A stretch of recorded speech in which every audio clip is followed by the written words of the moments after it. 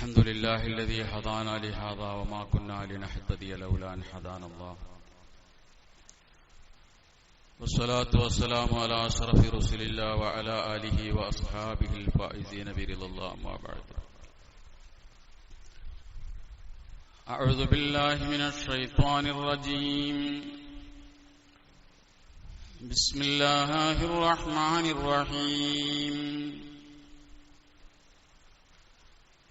قل اللهم مالك الملك تؤتي الملك من تشاء وتنزع الملك ممن تشاء وتعز من تشاء وتذل من تشاء بيدك الخير إنك على كل شيء قدير.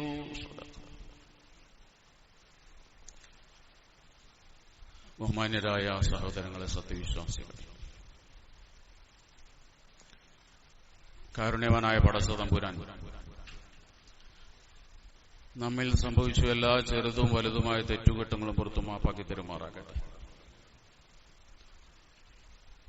ശിഷ്ടജീവിതത്തിൽ അല്ലാഹുവിനെ തഖ്വ ചെയ്ത് ജീവിക്കാനും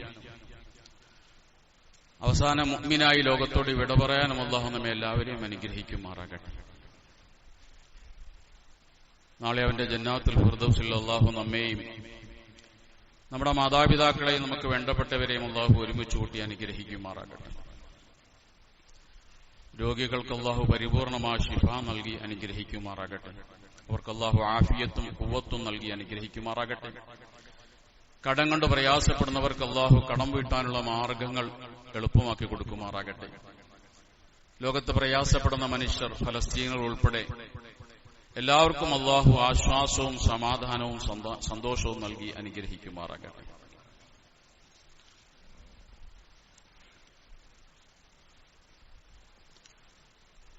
അന്താരാഷ്ട്ര തലത്തിൽ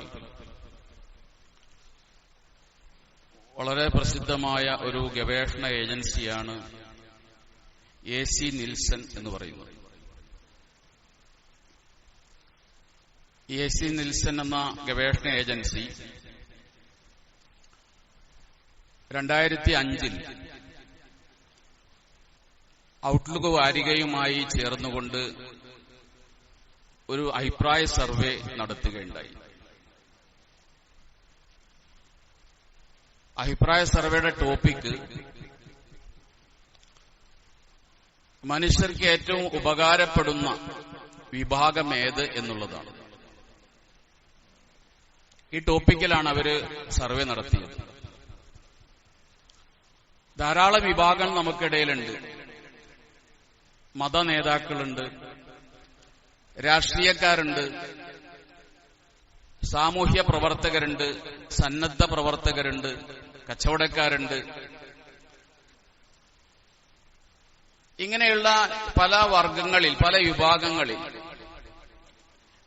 മനുഷ്യർക്ക് ഏറ്റവും ഉപകാരമുള്ളവര് വിഭാഗം ഏതാണ്, മനുഷ്യർക്ക് ഉപകാരം കുറഞ്ഞ വിഭാഗം ഏതാണ്? ഇതാണ് ഈ സർവേയിലൂടെ അവർ കണ്ടെത്താൻ വേണ്ടി ശ്രമിച്ചത്. ഈ സർവേ ഫലം അവർ പ്രസിദ്ധീകരിക്കുകയും 2010 ഫെബ്രുവരി 2 മാധ്യമ ദിനപത്രം അതിന്റെ എഡിറ്റോറിയലിൽ ഇത് പ്രസിദ്ധീകരിക്കുകയും ചെയ്തിട്ടുണ്ട്. അവരുടെ സർവേയിൽ അവർ കണ്ടെത്തിയത് രാഷ്ട്രീയക്കാരുടെ സ്ഥാനം അതിന്റെ തൊട്ടു പിന്നിലായിട്ട് അവർ കണ്ടെത്തിയത് കരിഞ്ചന്തക്കാരെയും കൂട്ടിക്കൊടുപ്പുകാരെയുമാണ്. അഥവാ രാഷ്ട്രീയക്കാർക്കുടെ സ്ഥാനം അതിന്റെ പിന്നിലുള്ള രണ്ട് വിഭാഗം എന്ന് പറയുന്നത് കരിഞ്ചന്തക്കാരും കൂട്ടിക്കൊടുപ്പുകാരുമാണ്. അതിന്റെ തൊട്ടു മുന്നിലാണ് രാഷ്ട്രീയക്കാർക്ക് സ്ഥാനമുള്ളത്. എന്ന് പറഞ്ഞാൽ സമൂഹത്തിന് ഈ രാഷ്ട്രീയക്കാരെ കൊണ്ട് കിട്ടുന്ന ഉപകാരത്തിന്റെ വിഷയത്തിൽ അവർ ഇത്രയും താഴെയാണെന്നർത്ഥം. കരിഞ്ചന്തക്കാരുടെ തൊട്ടു മുകളിൽ നിൽക്കാൻ കഴിയുന്ന ഒരു യോഗ്യതയെ രാഷ്ട്രീയക്കാർക്കുള്ളൂ എന്നാണ് ആ സർവേ കണ്ടെത്തിയത്.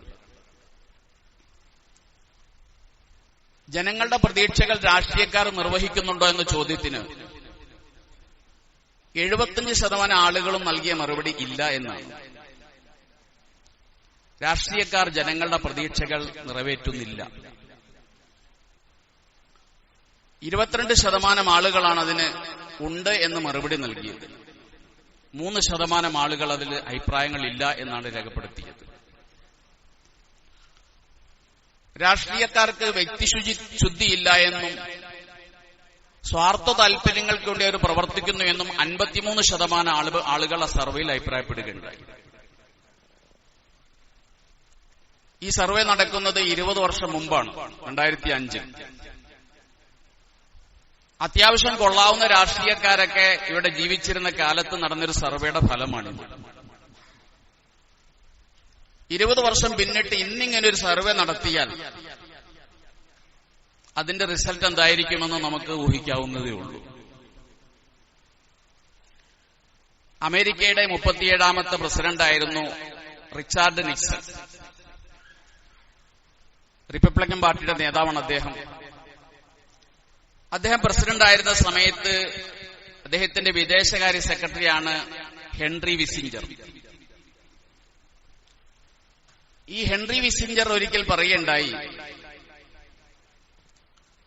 നിങ്ങളൊരു രാഷ്ട്രീയക്കാരനോട് ചെന്ന് നിങ്ങളുടെ ഒരു ആവശ്യം പറയുമ്പോൾ 3 തരത്തിലുള്ള മറുപടിയാണ് സാധാരണ ഉണ്ടാകാറുള്ളത്. നിങ്ങളോട് ആ രാഷ്ട്രീയക്കാരൻ പറയുന്നത് നിങ്ങൾ പറയുന്ന കാര്യം ശരിയാക്കി തരാം എന്നാണെങ്കിൽ അതിന് നിങ്ങൾ അർത്ഥം വയ്ക്കേണ്ടത് അതൊരു പക്ഷേ സാധിച്ചേക്കാം എന്നർത്ഥം വച്ചാൽ മതി, നടക്കുമെന്ന് ഉറപ്പിക്കരുത്. ഇനി അയാളോട് നമ്മുടെ ഒരു കാര്യം പറയുമ്പോൾ രാഷ്ട്രീയക്കാരൻ പറയുന്നത് നോക്കാം എന്നാണ് പറയുന്നതെങ്കിൽ നിങ്ങൾ അതിനർത്ഥം വെക്കേണ്ടത് ആ കാര്യം നടക്കൂല എന്നാണ്. ഇനി അദ്ദേഹം പറയാണ് ആ കാര്യം നടക്കൂല എന്ന് നമ്മളോട് നേരിട്ട് പറഞ്ഞാൽ നിങ്ങൾ മനസ്സിലാക്കേണ്ടത് ഹീസ് നോട്ട് എ പൊളിറ്റീഷ്യൻ, അദ്ദേഹം ഒരു രാഷ്ട്രീയത്തിന് പറ്റിയ ആളല്ല എന്നാണ്. അദ്ദേഹം പൊളിറ്റീഷ്യൻ അല്ല, അദ്ദേഹം രാഷ്ട്രീയ രംഗത്ത് പറ്റിയ ഒരാളല്ല എന്ന് മനസ്സിലാക്കണമെന്ന് ഹെൻറി വിസിഞ്ചർ ഒരിക്കൽ പറയുണ്ടായി. നമ്മുടെ നാട്ടിൽ കേരളം തദ്ദേശ സ്വയംഭരണ സ്ഥാപനങ്ങളിലേക്കുള്ള ഒരു തെരഞ്ഞെടുപ്പിന്റെ മുന്നിലാണ്. മുനിസിപ്പൽ പഞ്ചായത്ത് കോർപ്പറേഷനിലേക്കുള്ള തെരഞ്ഞെടുപ്പുകൾക്ക് വേണ്ടിയുള്ള തയ്യാറെടുപ്പിൽ സ്ഥാനാർത്ഥികൾ നാമനിർദ്ദേശങ്ങളൊക്കെ സമർപ്പിച്ച് ശക്തമായ പ്രചരണങ്ങളുമായി മുന്നോട്ട് പോയിക്കൊണ്ടിരിക്കുകയാണ്. നമ്മുടെ നാടിനെ സംബന്ധിച്ചിടത്തോളം 99% ഇവിടെയുള്ള സ്ഥാനാർത്ഥികൾ മുസ്ലിമീങ്ങളാണ്, അതുപോലെ വോട്ടർമാരും മുസ്ലിമീങ്ങളാണ്. അതുകൊണ്ട് തന്നെ ഇങ്ങനെ ഒരു തെരഞ്ഞെടുപ്പിന്റെ മുന്നിൽ സ്ഥാനാർത്ഥികളും വോട്ടർമാരും ശ്രദ്ധിക്കേണ്ട മതപരമായ ചില വിഷയങ്ങളുണ്ട്. അത് തീർച്ചയായിട്ടും നമ്മൾ മനസ്സിലാക്കുകയും ശ്രദ്ധിക്കുകയും അത് നമ്മൾ അനുസരിക്കാൻ തയ്യാറാവുകയും വേണം.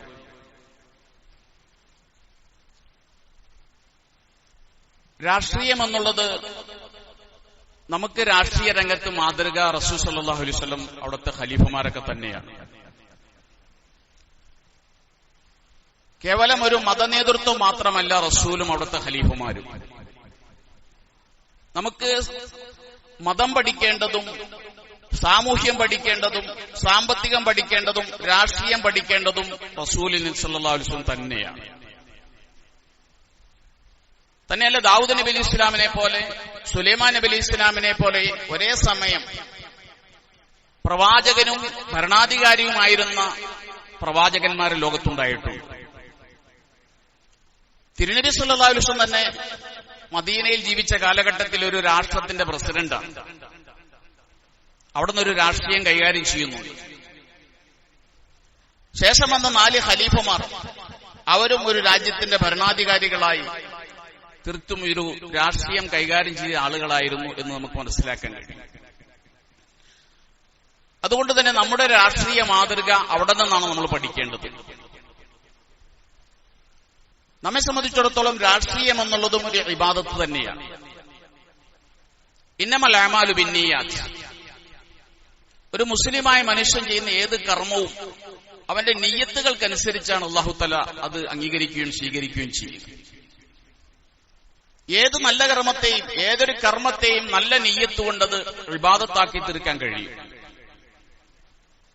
നിയ്യത്ത് നല്ലതായിരിക്കണം എന്നുള്ളതാണ് അതിന്റെ അടിസ്ഥാനം എന്ന് പറയുന്നത്.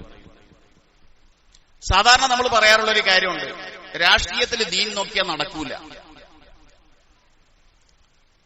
രാഷ്ട്രീയത്തിലല്ല ദീൻ വേണ്ടത്, രാഷ്ട്രീയക്കാർക്കാണ് ദീൻ വേണ്ടത്. ദീൻ രാഷ്ട്രീയക്കാരിലുണ്ടെങ്കിൽ അവർ പ്രതിദാനം ചെയ്യുന്ന രാഷ്ട്രീയത്തിലും തീർച്ചയായിട്ടും ദീൻ ഉണ്ടായിത്തീരും. കേവലം ഏതെങ്കിലും ഒരു പാർട്ടിയിൽ പ്രവർത്തിക്കലല്ല രാഷ്ട്രീയം എന്ന് പറയുന്നത്, അല്ലെങ്കിൽ ഏതെങ്കിലും ഒരു കൊടി പിടിക്കലല്ല രാഷ്ട്രീയം, ഏതെങ്കിലും ഒരു പാർട്ടിക്ക് വേണ്ടി മുദ്രാവാക്യം വിളിക്കലുമല്ല രാഷ്ട്രീയം എന്ന് പറയുന്നത്. രാഷ്ട്രീയം എന്ന് പറഞ്ഞാൽ അനീതിക്കെതിരെ, അക്രമത്തിനെതിരെ ശബ്ദമുയർത്തുക, അതിനെതിരെ നിൽക്കുക എന്നുള്ളതാണ് യഥാർത്ഥത്തിൽ രാഷ്ട്രീയം എന്ന് പറയുന്നത്.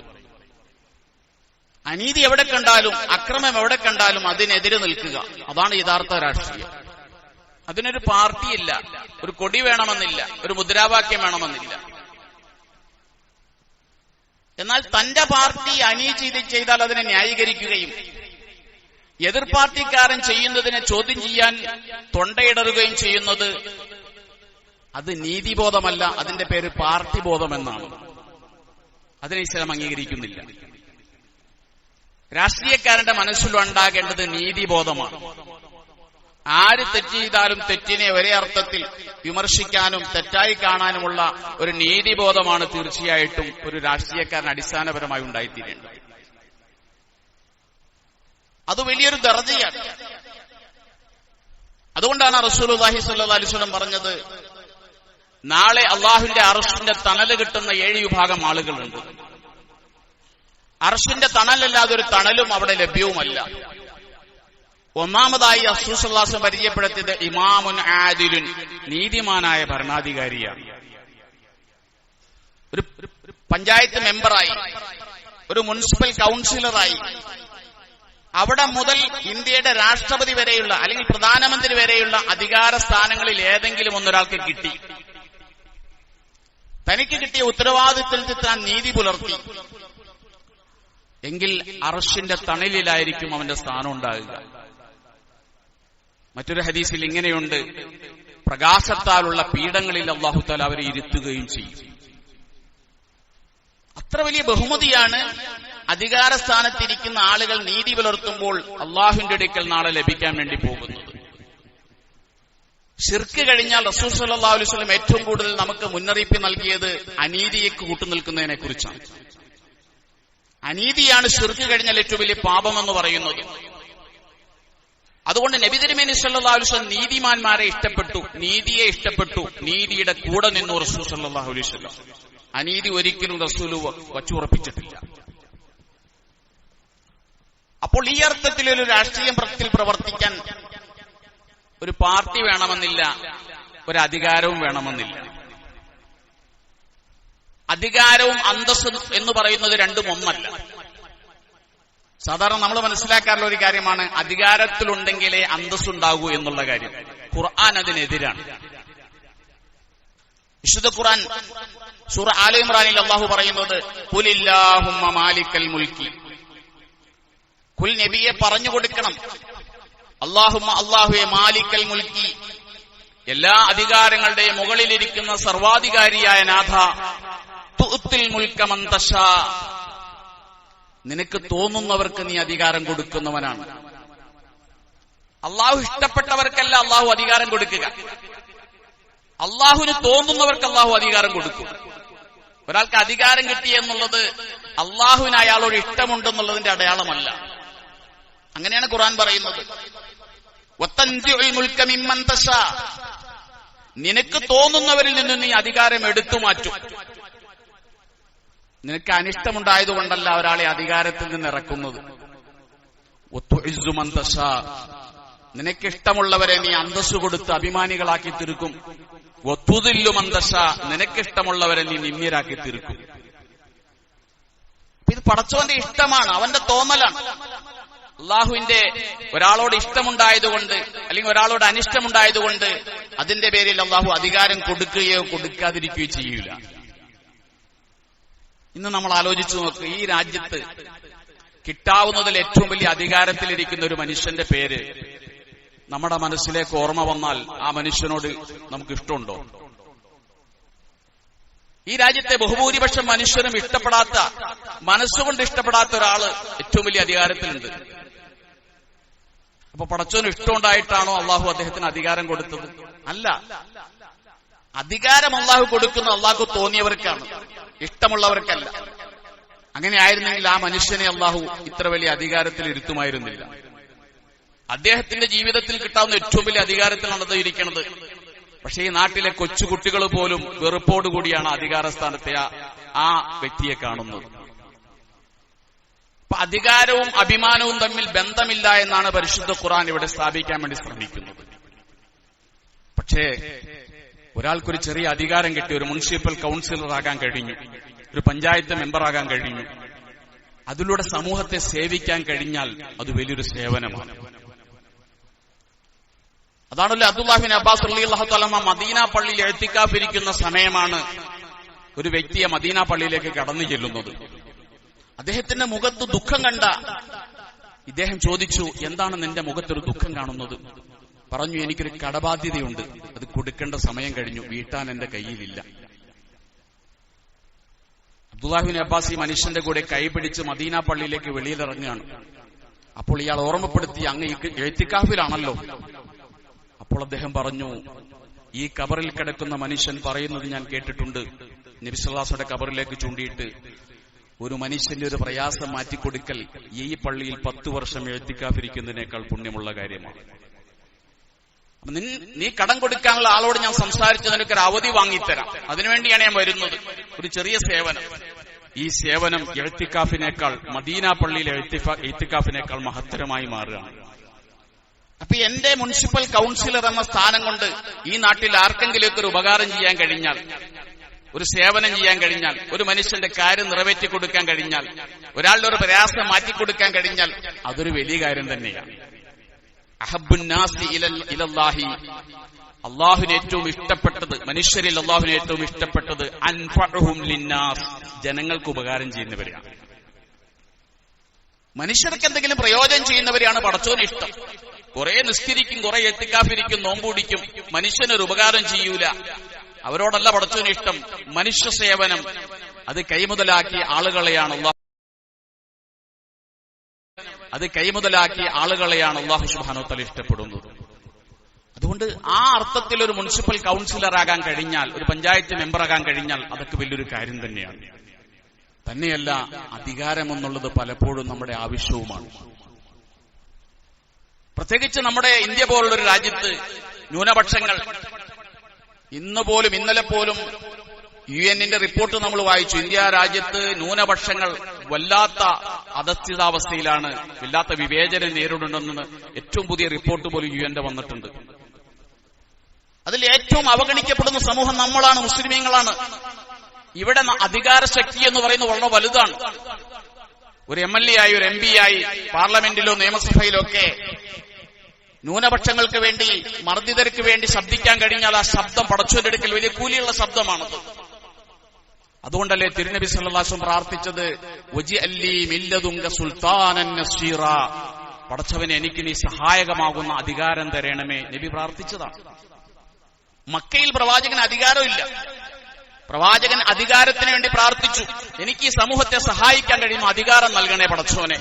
അള്ളാഹു അധികാരം കൊടുത്തു. മദീനയിൽ പ്രവാചകനെ അള്ളാഹു മദീന എന്ന രാജ്യത്തിന്റെ പ്രസിഡന്റാക്കി മാറ്റി. ആ അധികാരം കിട്ടിയപ്പോഴാണ് മക്കയിൽ അവഗണിക്കപ്പെട്ട ന്യൂനപക്ഷങ്ങൾക്ക് വേണ്ടി മദീനയിൽ പ്രവാചകന് സഹായം ചെയ്യാൻ കഴിഞ്ഞത്. ഇവിടെ അധികാരം വലിയൊരു കാര്യം തന്നെയാണ്. നമുക്കറിയാമല്ലോ, ദക്ഷിണാഫ്രിക്കയിലെ മണ്ടേല, ആഫ്രിക്കയിലെ അടിച്ചമർത്തപ്പെട്ട കറുത്ത വർഗക്കാർക്ക് വേണ്ടി മണ്ടേലക്ക് എഴുന്നേറ്റിക്കാൻ കഴിഞ്ഞ എന്തുകൊണ്ടാണ്? ഒരു കാലത്ത് ദക്ഷിണാഫ്രിക്കയിൽ കറുത്ത വർഗക്കാരൻ അവഗണിക്കപ്പെട്ടു, മണ്ടേല പോലും അവഗണിക്കപ്പെട്ടു. അദ്ദേഹത്തിന്റെ വിദ്യാഭ്യാസ കാല ജീവിതം അദ്ദേഹം പറയുന്നുണ്ട്. നെൽസൺ മണ്ടേല അദ്ദേഹം പറയുന്നുണ്ട്, ഞാൻ സ്കൂളിൽ പരീക്ഷ എഴുതിയാൽ, എല്ലാ കുട്ടികളോടൊപ്പം പരീക്ഷ എഴുതി കഴിഞ്ഞാൽ എല്ലാ കുട്ടികൾക്കും പരീക്ഷയ്ക്ക് മാർക്കിട്ട് കൊടുക്കും. എന്റെ ആൻസർ പേപ്പറിൽ എന്റെ അധ്യാപകൻ മാർക്കിടില്ല, പകരം അതിനകത്ത് എഴുതി വെക്കും, ചുമന്ന മഷി കൊണ്ട് വിഡ്ഢി എന്ന് എഴുതി വെക്കും. ഒരിക്കൽ ഞാൻ അധ്യാപകനോട് പറഞ്ഞു, എന്റെ ആൻസർ പേപ്പറിൽ വിഡ്ഢി എന്ന് എഴുതി വെച്ചപ്പോൾ ഞാൻ അധ്യാപകനോട് പറഞ്ഞു, അധ്യാപകൻ സാറേ, അങ്ങയുടെ പേര് മാത്രമേ ഇതിൽ എഴുതിയിട്ടുള്ളൂ, അങ്ങ് മാർക്ക് എനിക്ക് ഇട്ടിട്ടില്ല എന്ന് ഞാൻ പറഞ്ഞു. മണ്ടേല പറയുന്നുണ്ട്. കറുത്തവനായതിന്റെ പേരിൽ വിദ്യാർത്ഥിയായിരിക്കുമ്പോഴും മണ്ടേല അവഗണിക്കപ്പെട്ടു. ഈ രീതിയിൽ ജോലിയിൽ പ്രവേശിച്ചു. അദ്ദേഹത്തിന്റെ കറുത്തവനാണെന്ന ഐഡന്റിറ്റി തിരിച്ചറിയുകയും ഈ താഴ്ന്ന വിഭാഗക്കാരനാണെന്ന് പരസ്യപ്പെടുകയും ചെയ്തപ്പോൾ ജോലിയിൽ നിന്ന് പിരിച്ചുവിട്ടു മണ്ടേലെ. അങ്ങനെയാണ് അദ്ദേഹം മനസ്സിലാക്കിയത്, ഈ രാജ്യത്തെ ഞാനടക്കമുള്ള കറുത്തവർഗക്കാരുടെ പ്രശ്നത്തിന്റെ പരിഹാരം അധികാരത്തിലൂടെയാണെന്ന് മനസ്സിലാക്കിയിട്ടാണ് മണ്ടേല രാഷ്ട്രീയത്തിലേക്ക് കടന്നു വരുന്നത്. അങ്ങനെയാണ് അദ്ദേഹത്തിന് ആ രാജ്യത്തിന്റെ നേതൃത്വത്തിലേക്ക് എത്തിപ്പെടാൻ കഴിഞ്ഞത്. അതുകൊണ്ട് രാഷ്ട്രീയ അധികാരം എന്ന് പറയുന്നത് അതൊരു വലിയ കാര്യം തന്നെയാണ്. അത് നേടിയെടുക്കേണ്ടതുണ്ട്. പക്ഷേ അതിനുവേണ്ടി അർത്ഥിക്കാനും ആഗ്രഹിക്കാനും പോകരുത്. അബ്ദുല്ലാഹിബ്നു സമുറ റളിയല്ലാഹു അൻഹുവിനോട് റസൂൽ സ്വല്ലല്ലാഹു അലൈഹി വസല്ലം പറയുന്നുണ്ട്, അബ്ദുല്ലാഹിബ്നു സമുറ, ലാ തസ്അലിൽ ഇമാറ, നേതൃത്വം അധികാരം ചോദിച്ചു വാങ്ങരുത്. അത് ചോദിച്ചിട്ട് കിട്ടിയാൽ അള്ളാഹുവിന്റെ സഹായം ഉണ്ടാവൂല. ഉക്കിൽത്തയിലേഹ, നിന്നിലേക്ക് പടച്ചോൻ ഏൽപ്പിച്ചു തരും, നീ തന്നെ നടത്തിക്കോളാൻ പറയും.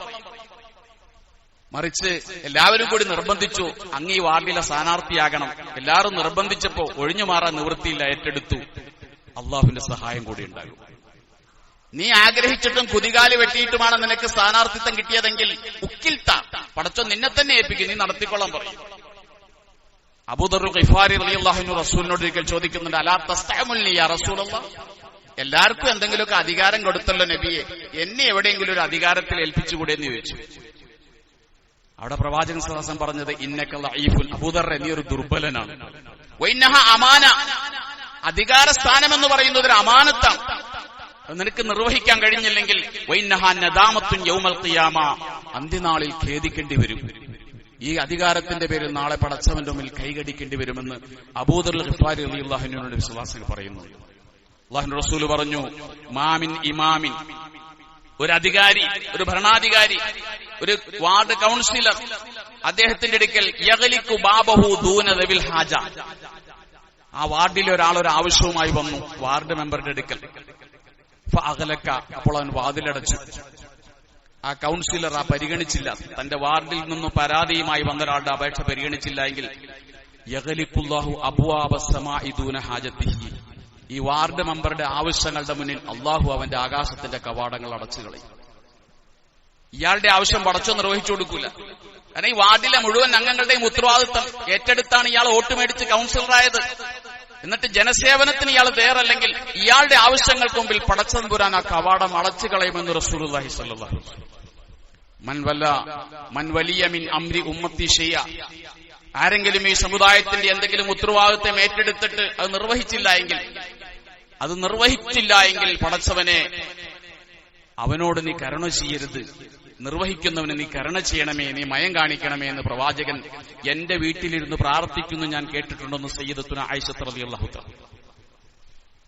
പ്രവാചകൻ പ്രാർത്ഥിച്ചത് ഉത്തരവാദിത്വം നിർവഹിക്കുന്ന നേതാക്കൾക്ക് വേണ്ടി പ്രാർത്ഥിച്ചു, ഉത്തരവാദിത്വം നിർവഹിക്കാത്ത നേതാക്കൾക്ക് വേണ്ടി പ്രവാചകൻ എതിരായിട്ടും പ്രാർത്ഥിക്കുകയാണ്. അതുകൊണ്ട് സ്ഥാനാർത്ഥിത്വം എന്നുള്ളത് എരന്നു വാങ്ങേണ്ടതല്ല, ചോദിച്ചു വാങ്ങേണ്ടതല്ല, ജനങ്ങൾ ഏൽപ്പിച്ചാൽ ഏറ്റെടുക്കേണ്ടതാണ്. എന്നാൽ ചില സമയത്ത് അത് ചോദിക്കാം. യൂസുഫ് നബി അലൈഹിസ്സലാം ചോദിച്ചില്ലേ ഈജിപ്തിൽ, ഇജ്അൽനി അലാ ഹസായിനിൽ അർളി, ഈജിപ്തിന്റെ ധനകാര്യ വകുപ്പ് എന്നെ ഏൽപ്പിക്കും. ഇന്നി അലൈഹി ഹഫീളുൻ അലീം, എനിക്കതിന് കഴിവുണ്ട്, എനിക്കതിന് അറിവുണ്ട്, ഞാൻ സൂക്ഷ്മാലുവാണ്. കാരണം അവിടെ ആ വകുപ്പ് കൈകാര്യം ചെയ്യാൻ അറിയുന്ന സൂക്ഷ്മതയുള്ള യൂസുഫ് നബി അലൈഹി സ്വലാത്തു വസ്സലാം മാത്രമേ ഉള്ളൂ. അദ്ദേഹം അത് ചോദിക്കുന്നുണ്ട്. അതുകൊണ്ട് അത്തരം ഘട്ടങ്ങളിൽ എന്താണ് ഒരു നേതൃത്വത്തിന്റെ മാനദണ്ഡം? നമ്മൾ പലരും മനസ്സിലാക്കിയിരിക്കുന്നത് ഒരാളുടെ സമ്പത്താണ്, ഒരാളുടെ കുടുംബമാണ്. അതൊന്നുമല്ല. വഖാല ലഹും നബിയ്യുഹും ഖദ് ബഅസല്ലാഹു താലൂത മലിക, ബനി ഇസ്രായേലി സമൂഹത്തിന് അല്ലാഹു തആല ജാലൂത്തിനോട് യുദ്ധം ചെയ്യാൻ വേണ്ടി താലൂത്തിനെ അല്ലാഹു നേതാവാക്കി അയച്ചു കൊടുത്തു. ഖുർആൻ ആ കാര്യം പറയുന്നുണ്ട്.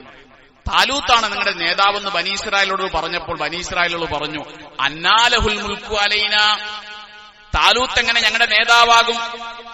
അവന് സമ്പത്തില്ലല്ലോ. ഒലമി ഉത്തസഅത്തം മിനൽ മാലി, ഈ സമ്പത്തില്ലാത്തവൻ എങ്ങനെ ഞങ്ങളുടെ വാർഡ് മെമ്പറാകും, ഞങ്ങളുടെ കൗൺസിലറാകും,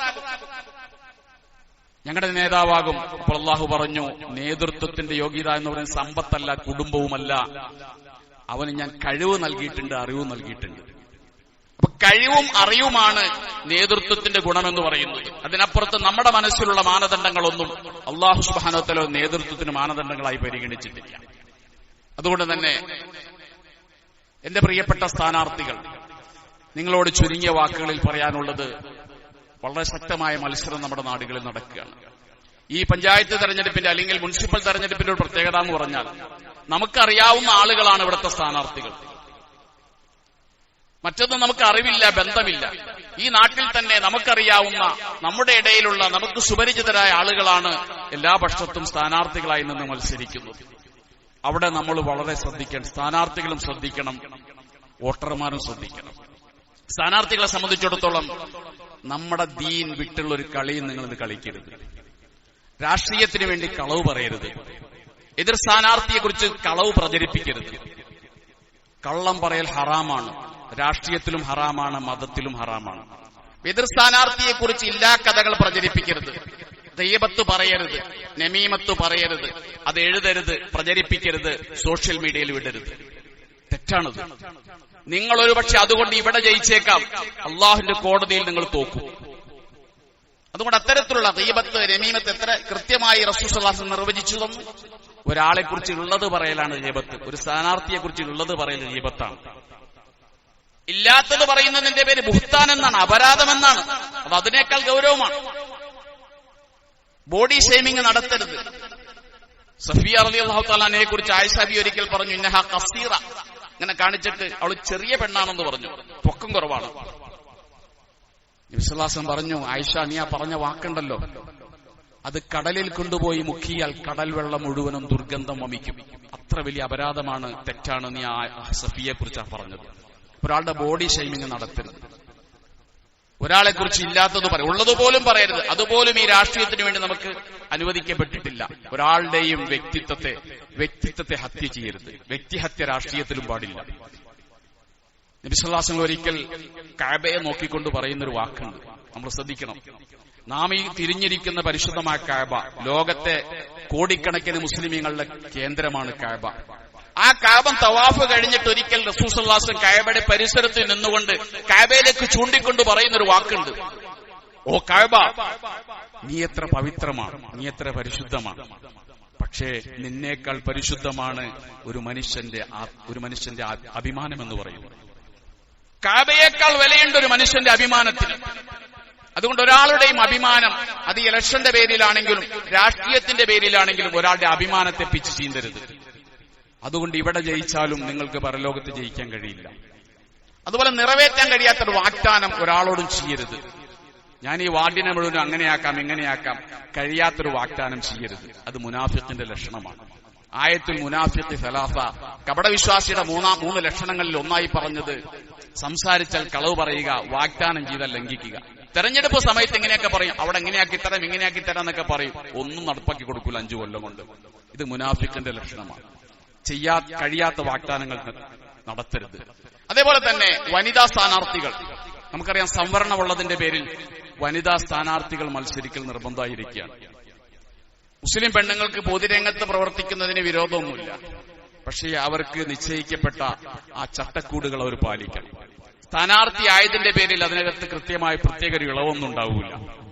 അതുകൊണ്ട് അന്യപുരുഷന്മാരുമായി ഇടകലരുന്നതിലുള്ള ആ ഒരു മാർഗനിർദ്ദേശങ്ങളൊക്കെ കൃത്യമായി ഏകദേശം നമ്മൾ പാലിക്കണം. ഈ ഫ്ലക്സ് ബോർഡുകൾ നാട് മുഴുവനും സ്ത്രീകളുടേത് പ്രദർശിപ്പിക്കേണ്ടതുണ്ടോ എന്നൊക്കെ നമ്മൾ ആലോചിക്കണം. ഒരു പെണ്ണിന്റെ ഈ ഫോട്ടോ കണ്ടിട്ടല്ല ആരും വോട്ട് ചെയ്യുക. ആ സ്ത്രീയുടെ കഴിവും വ്യക്തിത്വവും അവരുടെ പ്രഭാവമൊക്കെ തിരിച്ചറിഞ്ഞിട്ടാണ് വോട്ടർമാർ വോട്ട് ചെയ്യുക. പണ്ട് ഇതൊക്കെ ആവശ്യമാണോ, ആവശ്യമാണെങ്കിൽ എത്ര വരെ എന്നൊക്കെ ചിന്തിക്കണം. അൽ-ളറൂറാത്തു തുബീഹുൽ മഹ്ദൂറാത്ത് എന്നൊരു തത്വമുണ്ട്. നിർബന്ധിത സാഹചര്യത്തിൽ നിഷിദ്ധമായ കാര്യങ്ങൾ അനുവദനീയമാകും. ഒരു മനുഷ്യന് വിശന്ന് ചാകാൻ പോകുന്ന സമയത്ത് പന്നിയിറച്ചി കഴിക്കാം. പക്ഷേ അവിടെ പോലും കർമ്മശാസ്ത്രം പറഞ്ഞത് പിടിച്ചു നിൽക്കാൻ ആവശ്യമായി അത്രേ കഴിക്കാവുള്ളൂ, ആസ്വദിച്ച് കഴിക്കരുത്. ജീവൻ നിൽക്കാൻ എത്ര വേണോ അത്രയും കഴിക്കാം, പിന്നെ നിർത്തണം. അതുപോലും ആസ്വദിച്ച് കഴിക്കരുത്. അതുപോലെ അനിവാര്യമായ ഘട്ടങ്ങളിൽ ഇത്തരം കാര്യങ്ങൾക്ക് നാം ചെയ്യേണ്ടി വരും. പക്ഷേ അതിന്റെ പരിധിയും പരിമിതിയും പാലിക്കാൻ വേണ്ടി എല്ലാവരും തയ്യാറാകണം.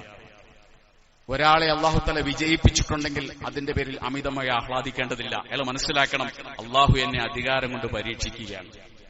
ഞാൻ ജയിച്ചു, എന്നെ അള്ളാഹു 5 വർഷത്തെ അധികാരം കൊണ്ട് പരീക്ഷിക്കുകയാണ്.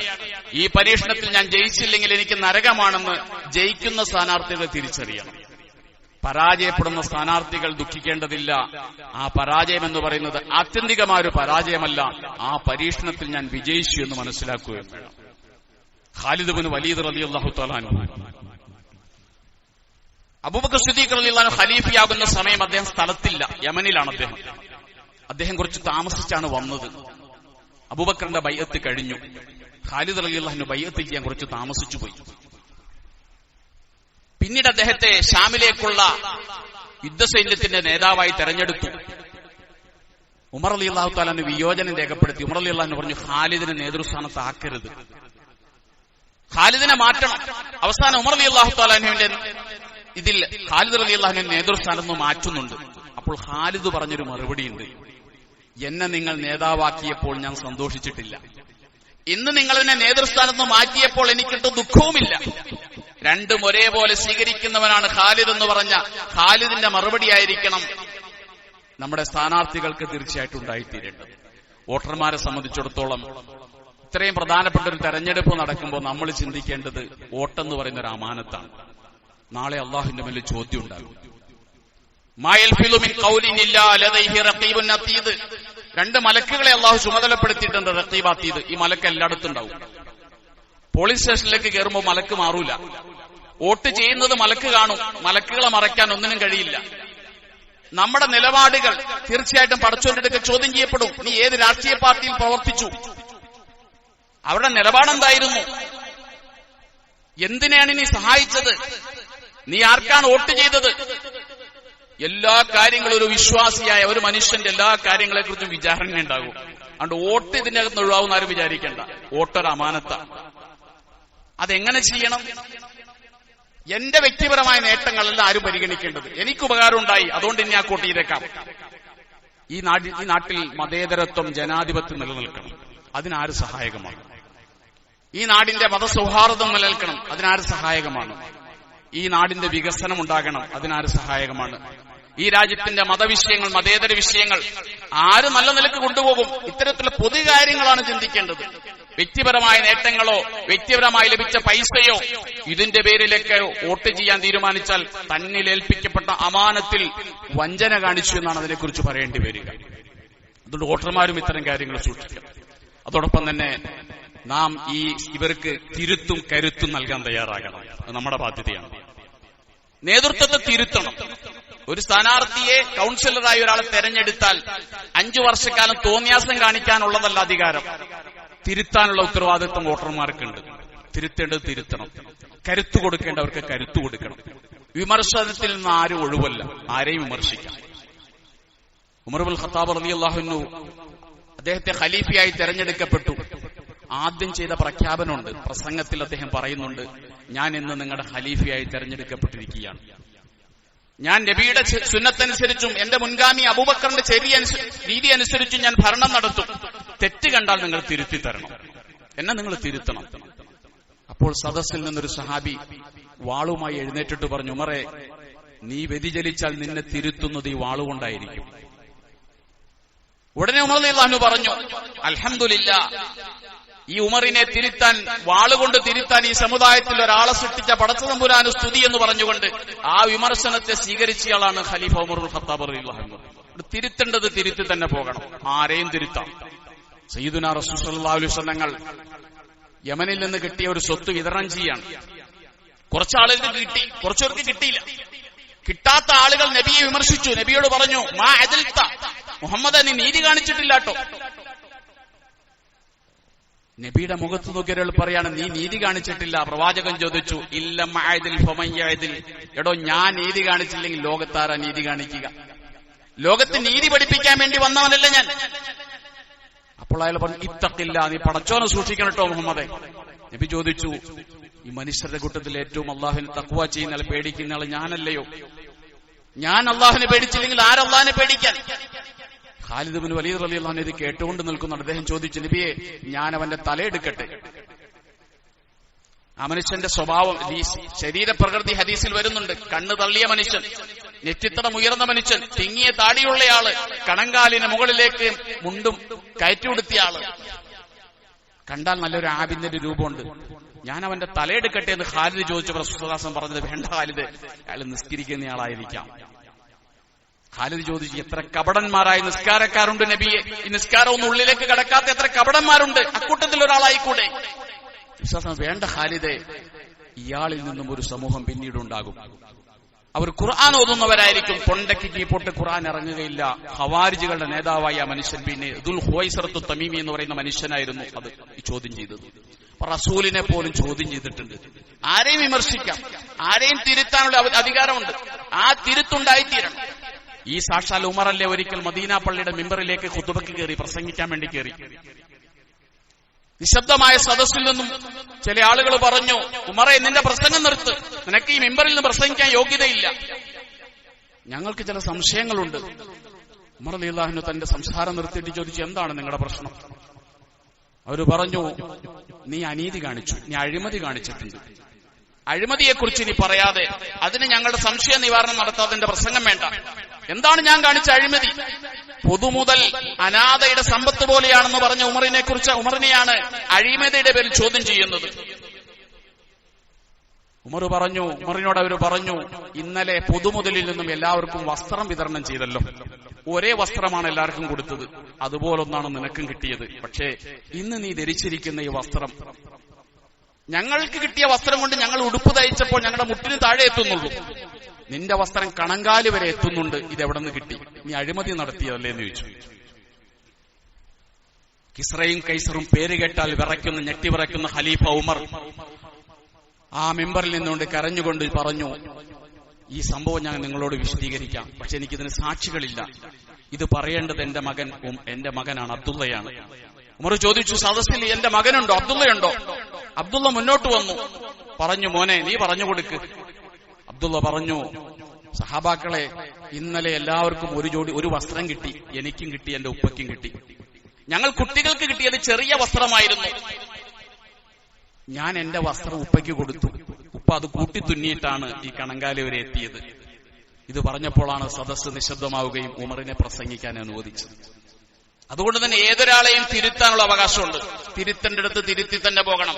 അതോടൊപ്പം തന്നെ കരുത്ത് കൊടുക്കേണ്ടടുത്ത് കരുത്ത് കൊടുത്തു തന്നെ പോകണം. അഴിമതി ഉണ്ടാകുമ്പോൾ, അനീതി കാണിക്കുമ്പോൾ ചോദ്യം ചെയ്യപ്പെടുക തന്നെ വേണം. കായിദമില്ലത്ത് മുഹമ്മദ് ഇസ്മായിൽ സാഹിബിന്റെ മകൻ മിയാൻ ഖാൻ, കായിദമില്ലത്ത് വലിയ രാഷ്ട്രീയ ശക്തിയുള്ള ആളാണ്. അദ്ദേഹത്തിന്റെ മകൻ മിയാൻ ഖാൻ പഠിച്ചു. അദ്ദേഹത്തിന് എഞ്ചിനീയറിംഗ് കോളേജിൽ പ്രവേശനം കിട്ടണം. കായിദമില്ലത്തൊരു ടെലിഫോൺ ചെയ്താൽ കിട്ടും. പക്ഷെ കായിദമില്ലത്തെടുത്ത നിലപാട്, എന്റെ മകനായതിന്റെ പേരിൽ അവനൊരു കോളേജിലും അഡ്മിഷൻ കിട്ടരുത്. അവന്റെ യോഗ്യത കൊണ്ട് അവൻ നേടിയെടുക്കണം, മെറിറ്റിൽ നേടിയെടുക്കണം. അവസാനം അന്നത്തെ PSC മെമ്പറായിരുന്ന ശിവശങ്കരപിള്ള കായിദമില്ലത്തിന്റെ മകന് കായിദമില്ലത്ത് അറിയാതെ എഞ്ചിനീയറിംഗ് കോളേജിൽ അഡ്മിഷൻ കൊടുത്തു. കായിദമില്ലത്ത് പിന്നീട് അറിഞ്ഞപ്പോൾ മകനോട് പറഞ്ഞു, നീ കോളേജിലെ പഠിത്തം നിർത്തിക്കും, എന്റെ മകനാണെന്നതിന്റെ പേരിൽ നിനക്ക് അഡ്മിഷനിൽ പഠിക്കാൻ പാടില്ല, എന്റെ അധികാര സ്ഥാനം ഉപയോഗപ്പെടുത്തി എന്റെ കുടുംബത്തിനൊരു ആനുകൂല്യവും കിട്ടാൻ പാടില്ല എന്ന് വാശി പിടിപ്പിച്ച് തന്റെ മകനെ കൊണ്ട് രാജിവെപ്പിച്ച കായിദമില്ലത്തിന്റെ മാതൃകയുണ്ട്. അതുകൊണ്ട് അനീതിയും അക്രമവും ഒരു രാഷ്ട്രീയക്കാരനും പൊരുത്തപ്പെട്ടു കൊടുക്കാൻ പാടില്ല. ചോദ്യം ചെയ്യണം. കരുത്ത് കൊടുക്കേണ്ടടുത്ത് കരുത്ത് കൊടുക്കുകയും വേണം. ആ കരുത്ത് കൊടുക്കേണ്ടത് പരസ്യമായിട്ടായിരിക്കണം, തിരുത്ത് കൊടുക്കേണ്ടത് രഹസ്യമായിട്ടായിരിക്കണം. സോഷ്യൽ മീഡിയയിലല്ല തിരുത്തേണ്ടത്. തിരുത്ത് രഹസ്യമായിരിക്കണം, കരുത്ത് പരസ്യമായിരിക്കണം. ഇതാണ് നമ്മിൽ നിന്നുണ്ടാകേണ്ട ഒരു വ്യത്യാസം. അതുകൊണ്ട് ഒരു പഞ്ചായത്ത് തെരഞ്ഞെടുപ്പിന്റെ മുന്നിൽ നാം മുസ്ലിമീങ്ങളെന്ന നിലയ്ക്കും ഈരാറ്റുപേട്ടയുടെ സവിശേഷമായ സാഹചര്യത്തിലും ഇത്തരം കാര്യങ്ങൾക്ക് ശ്രദ്ധിച്ചുകൊണ്ട് നമുക്ക് ആഖിറ നഷ്ടപ്പെടുത്താതെയുള്ള ഒരു രാഷ്ട്രീയ പ്രവർത്തനം നടത്താം. അള്ളാഹു അനുഗ്രഹിക്കുമാറാകട്ടെ.